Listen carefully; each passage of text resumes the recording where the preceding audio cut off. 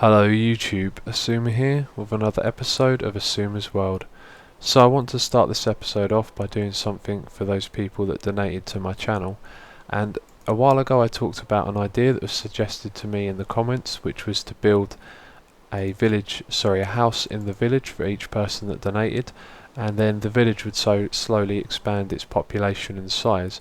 And that's a project that I still want to do, but I'll do that at a different time, because I remembered an idea I had a while ago for the people that donated, and what I like about the idea is that it was actually given to me by Lucas Nietzsche, and that kind of reminds me of how strong the community is and how much I appreciate all of your support and feedback. So the idea is to build a mushroom refill stand and dedicate each one to the person that donated. So I'm going to start off by building one here and one on the other side as well, and the reason for putting them here is that there's nothing much going on in this space, but it's also something that we'll pass by if we come to Atlantis. So we can arrive from up there, from the boat dock, from the quarry, and from the tunnel as well, which is down there. And then there'll be a mushroom refill stand. If we're going to go down to the breeding area, we'll walk straight past it. So here is the mushroom refill stand that we're going to dedicate to the donors, and the way this works is you walk up and stand on this pressure plate. The dispenser will give you a bowl. You can right click on the mushroom and fill it up with mushroom stew, and then when you're done you walk away and you put the bowl back in the dispenser. So I built this based on the blocks around it. As you can see, I've used the stone bricks and the sandstone slabs, and that's something I decided to do. We're going to build each one unique to the area it's in, although the one on the other side over there is the same as this. And then when I was looking at it and it was finished, I kind of thought, wait a minute, we've got to put a sign down for where we put the donor's name, and if I put it on one side or the other it's going to look odd. If I put it on the glass block, it's going to block the view of the mushroom, which isn't very nice. And then I had the idea to put down two signs, and this is what I really like. On this side we're going to put the donor's name, and then on the other side the donor gets to choose a name for the mushroom, and I think that's a really cool little idea there. So I'll be emailing each of my donors and they'll be giving me names and I'll be putting them down. So this episode I'm just going to put the donors' names on our first two mushroom stands, and then I'll get in touch with them and then they can tell me the name of their mushroom. You may have noticed just then this crafting bench and dispenser on the wall, and like I showed you before, this is just for speed potions. I'm going to be filling that up at some point, and the crafting bench is because I'm forever going around looking for one, and then I make one, craft what I want to, I destroy it, and yeah, I've got a chest full of them somewhere, so I'm going to leave a few of them in key locations around the place like that. And another thing I want to talk about is the little redstone lamp here. When I was making this I went to craft one, and I had already picked out one from a chest, and the one that I picked out, the lamp was turned on, and the one I crafted, it was turned off. So I have no idea how I got that, but I thought I'd share it with you. I thought that perhaps this might have been picked up by a silk touch pick, but yeah, I've got one that's on and one that's off, which is a little bit strange. Now at last I can say thank you to my first ever donator, Marcus Yerk, and your name has a J in it, but I can't help but feel that's silent. So thank you very much, dude. I hope I pronounced your name correctly, and I've sent you an email, and I'm hoping that before I finish recording this episode you'll be able to tell me the name of your mushroom. And now I'd like to thank my second donator, who is Thomas Foster. Thank you very much for your donation, dude, and again I'm awaiting on a reply for your email, so hopefully we'll get the name of your mushroom as well. And yeah, they're the two I'm going to do this episode, and when I decide where I want to put more of the mushroom refill stands, we'll do more of these in the future. So what I want to be doing this episode is going around Atlantis and fixing up lots of little things. We now have two new building blocks to work with, so there's a lot of things like these sandstone walls that I want to change, and there's lots of little jobs here and there to do. We've also got to prepare this area for our second animal breeding machine, but the first thing that I want to do is based on a comment that was left on the last video, and it's a brilliant suggestion. The solution to this is to open the fence gate using redstone. So the mushrooms were landing on top of the hitbox, and then when we press the button they would stay there, but we can simply wire up the button to power the block behind the fence gate. Then when we press the button, the fence gate will also open and then close again. So I'm going to do that now. So to fix this, we need to power the block the other side of this one, that one there. And the problem with this is that we can't remove the blocks either side, or we'll be able to see the wiring from around the other side.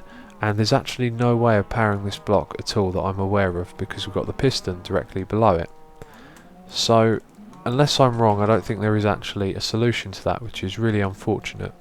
It's possible that a total redesign of this whole thing could make it possible, but I'm not really sure. So the other thing I thought of is that you can simply just right click and let the mushrooms drop down, and that's not quite what we wanted. We wanted to automate this fully, and unfortunately it looks like it isn't possible.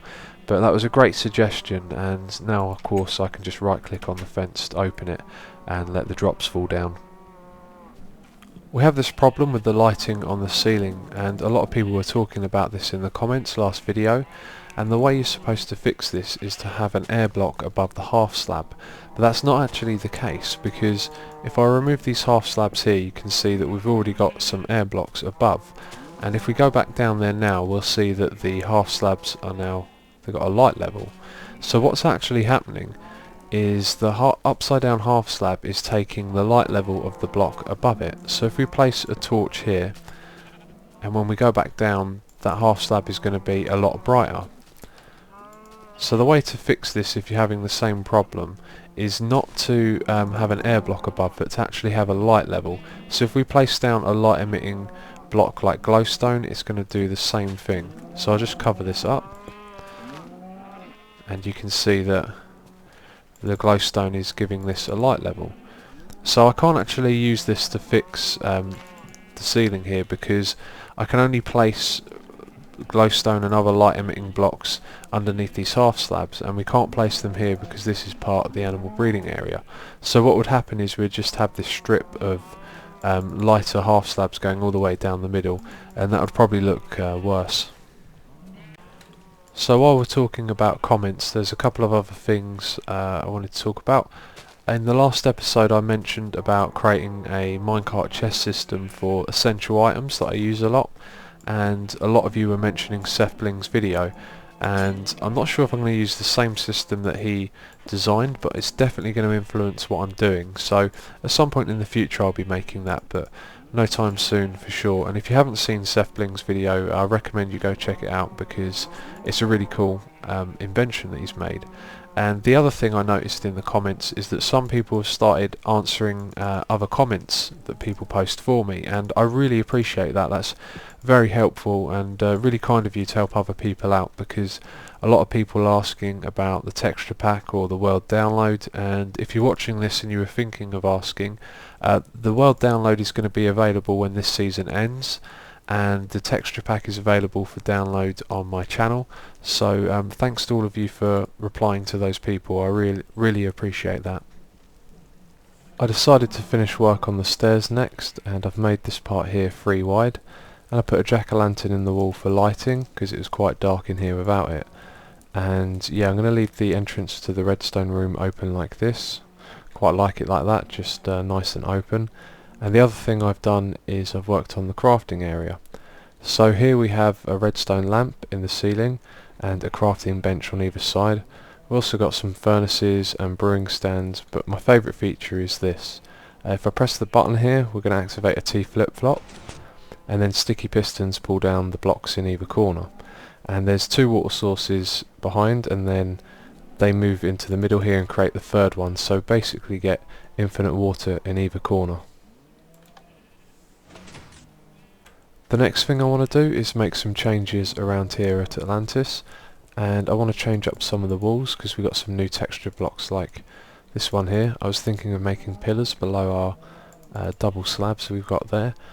And over on this side I want to fix up the stairs here and make that a little more interesting, and also the wall here where the animal breeding machine is going to go back into, I want to fix that up and make that look really nice. I've added in the lapis and glowstone ring, and I really think it suits the theme as we have it going around the outside here as well. And now what I want to do is remove all of these torches that are on the grass, and I was going to use jack-o'-lanterns, and then I decided that I have been using them an awful lot, so I'm going to try using redstone lamps. But because we have a load of redstone under the grass here, it might not mean I can use it all the time, so I'm going to play around with trying to put in the redstone lamps, and I'm probably going to have to use some jack-o'-lanterns in the middle here as well, so it doesn't interfere with the redstone. And then hopefully we'll be able to remove all of the torches here. I've been adding in the redstone lamps, and I ran into a little bit of a problem. So first of all, I was going to have the lamps closer to the edge like this, so they came around the corner and went along here. And I couldn't do this because we've actually got this roof here, and it created some lighting glitches as well along the side. So then I started to think about moving them inwards, and it was easy enough to do over here because there's no redstone. And yeah, I've just been able to put in a torch just under here, so we power the redstone lamp, not like I've done here. We power the block next to it, and that will turn on the redstone lamp as well. And it was just fortunate that all the repeaters were surrounding where I wanted to put this redstone torch, so that works like that. And I'm going to remove this one now, and I just thought I'd share that with you because it was quite fortunate, and now we can have all our redstone lamps in a row going down the side. I finished adding in all of the redstone lamps, and it's a lot cleaner down here now that we got rid of all the torches. And now I've started playing around with the lighting up here, and I was going to use jack-o'-lanterns, and then I started thinking about putting some lighting up here, and although we don't need it because we've got half slabs and mobs can't spawn on them, it still seems a little dull at night around here, so I was going to put a jack-o'-lantern in here, and then I started to think that I want to use more of the redstone lamps because I really like how they look. So I thought I wasn't... Oh, I've broken the glowstone again. I'll just repair that quickly. I thought I wouldn't be able to put it in here, but I realised that there is actually a little bit of a gap. So if we remove this block and then place a lever above it, we can power that block, and then when I put the redstone lamp there, that will be powered. So now I can do that on the other side as well, and we can use redstone lamps here. I finished adding in the redstone lamps here, and at night time you can see that the stairs are now nice and bright. And I've also added another light just here so that we give a little more brightness to this area. So the next thing that I want to do is work on the entrance to Atlantis, and I've already replaced the wood that we had on one side with stone bricks, and I've done the same thing up the top here as well. So at the entrance area I want to replace some of the blocks with the new textures that we have. And the other thing that I want to do is fix the boat dock. So at the moment there's a very small chance that you can land on these blocks instead of the water that comes out when you activate the pressure plates. So I'm going to try and add a pulse lengthener somewhere so that that doesn't happen. And then the other problem we had is with the boat elevator. So one day it just seemed to randomly stop working. I hadn't changed anything, and then the boat would just go into the water and stay still, it wouldn't rise up. So I've taken all of the water out of there, and I'm going to replace it all manually, and hopefully that will fix the problem. I've now finished replacing some of the normal sandstone blocks with the square ones, and I think at this side it looks okay. We've got some around the side here as well, but at the front I think it looks best. In fact, I think that looks a lot better when you're approaching Atlantis now. So next I'm going to continue work on the boat dock and try and get that elevator to work. I've added in the pulse lengthener, and this was a little bit tricky because of the way the wiring was positioned. So now this wire runs across the floor here, and I've taken the signal here and I've removed the torch so that we can add the pulse lengthener. And now the torch is simply just there on the other side, which turned out to be quite convenient because if I put it on this side then it would interfere with this wire here. So I managed to squeeze that in, and now if we go up top we can see it in action. So if I'm in my boat and I'm coming down like this, I'm going to hit the pressure plates, and now you can see that the water will stay here for a little bit longer. I've now fixed the boat elevator, and this all works. I've tested it quite a few times. So the first thing that we've added is the pulse lengthener to these pressure plates, and that should eliminate any chance of us landing on these blocks without the water, and then we'll never take any damage or die. And the way I fixed the elevator was to put in these signs here. So there was actually no source blocks here, and when I rebuilt all of this and put the source blocks in, the water would flow out onto this part here. So I realised that that must have been where the problem is, and that the source blocks above meant that the water would flow downwards. So when the boat went into the elevator, as it tried to rise, the water flowing down would push it downwards and it just wouldn't do anything. So by adding these signs, we now have no downward flowing water, and you can see the boat elevator works again.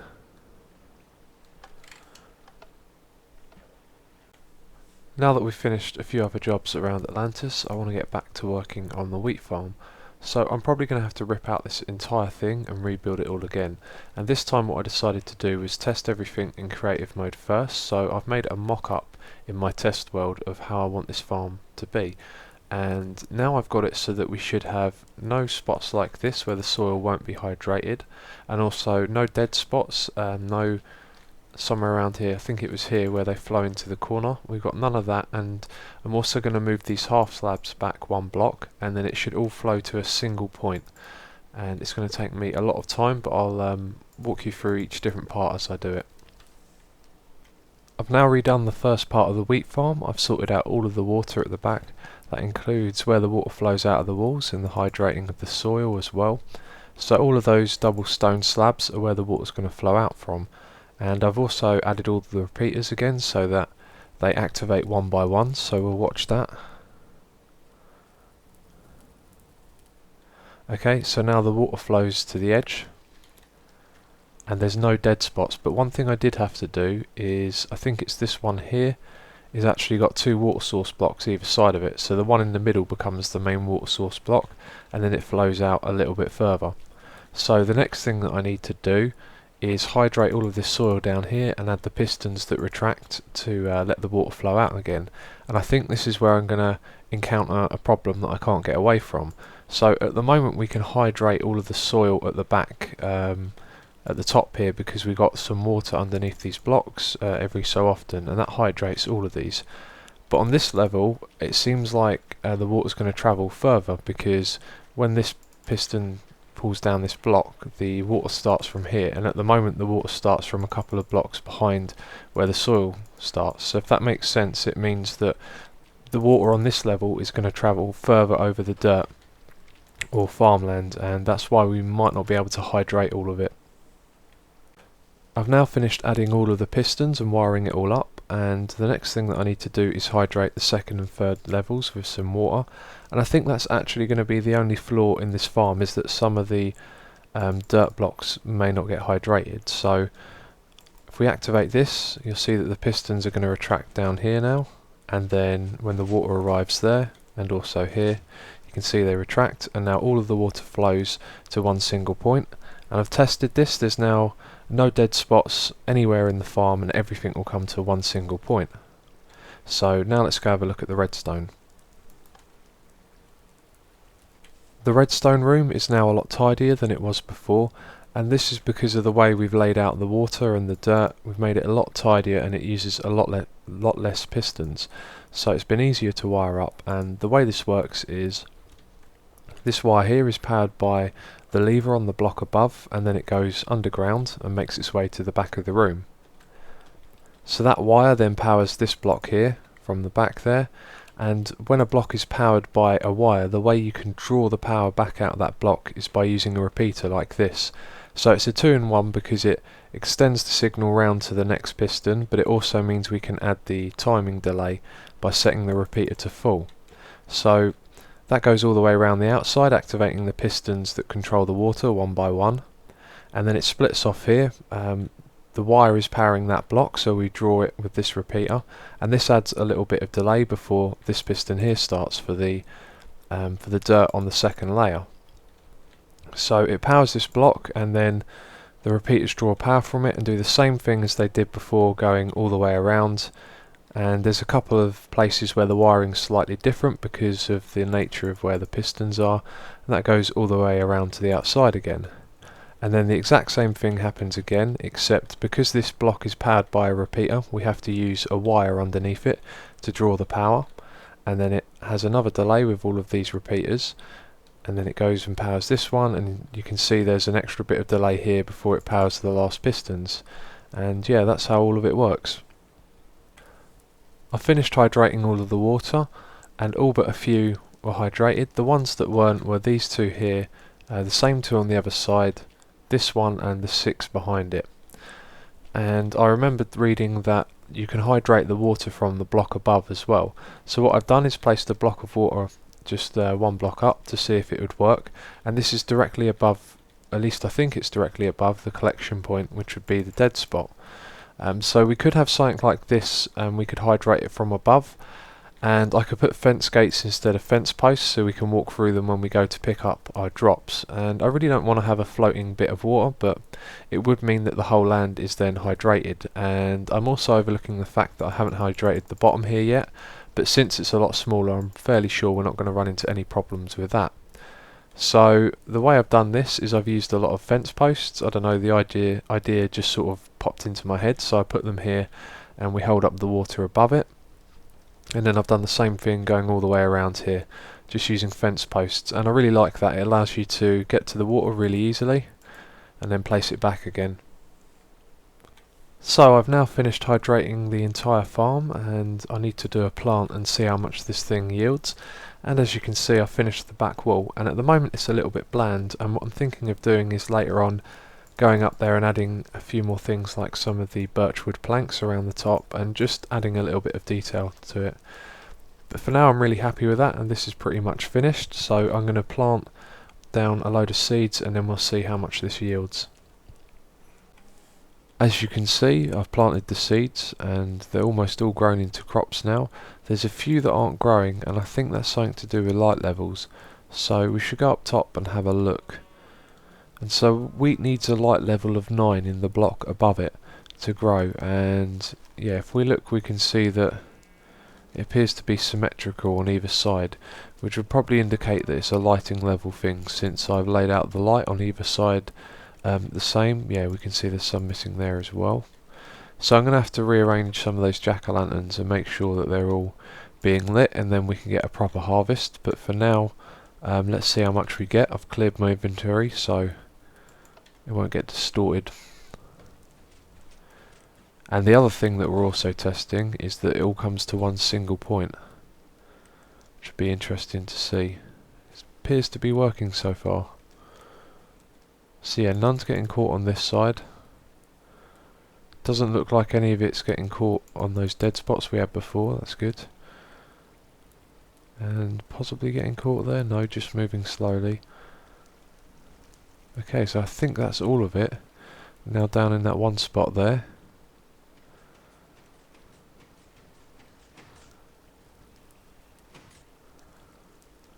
Okay, and I don't see any other anywhere else, so we'll open the fence gate and go get our crops. And I can't pick it all up, so I'm just going to chuck these down for a moment. Okay, yep, that's all of it.